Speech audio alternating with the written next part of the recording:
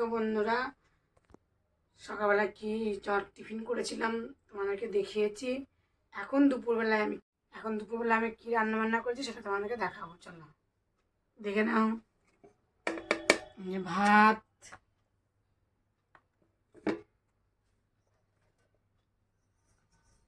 সাথে আছে যে আলু সিদ্ধ মাখা, বড়া, বেসমের বড়া ভাজা, কাঁঠালের বীজ ভাজা, আর এই যে বেসমের বড়া দিয়ে আলু দিয়ে ঝিঙে দিয়ে পটল দিয়ে তরকারি।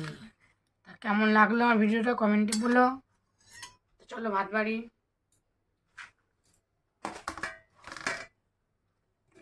খালি ছাড়বো।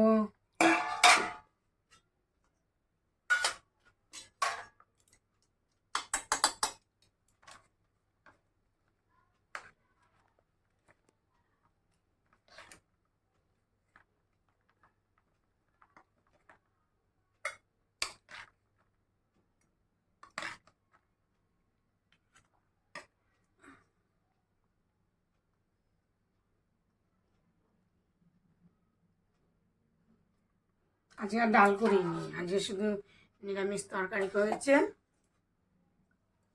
ডাল হয়নি। তরকারি, বড়ার তরকারি, বেসন দিয়ে বড়ার তরকারি হচ্ছে আজকে। কাঁঠালের বীজ দিলাম, খাবি? হ্যাঁ, এই বড়ার তরকারি আর এটা দেবো, আলু সিদ্ধ দেবো, বড়া ভাজা দেবো, কাঁঠালের বীজ ভাজা দেবো।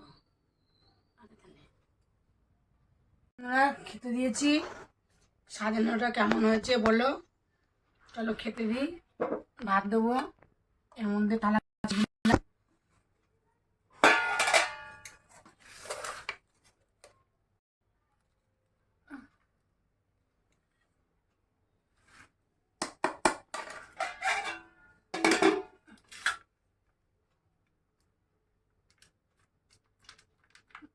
ভাতগুলা এভাবে মিশে গেল। বড়ার ভাজা, এর কাঁঠালের বীজ ভাজা মুচমুচে একদম কড়া কড়া একদম হয়েছে, খেতে দারুণ লাগবে। একটা করে দিবি মুখে, মরমর মরমর করবে, হেবি দারুণ লাগবে খেতে। দিলাম, ছেলে খাবে। চলো আমি ভাত নেব।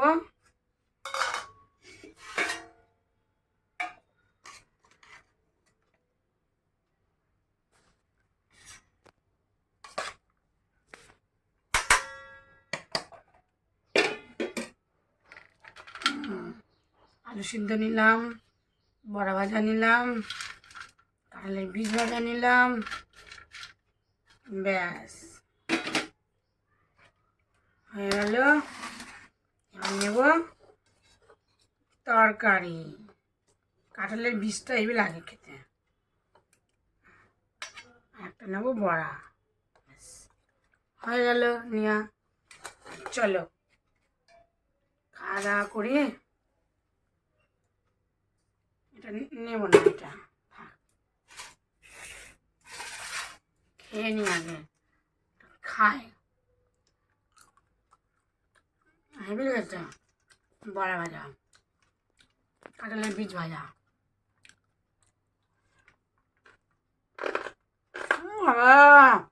দাঁত ভেঙে যায় না।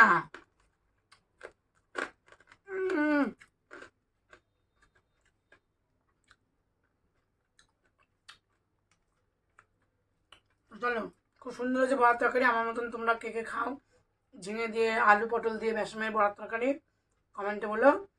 চলো খেয়ে নিই, দেখা হচ্ছে পরের ভিডিওয়।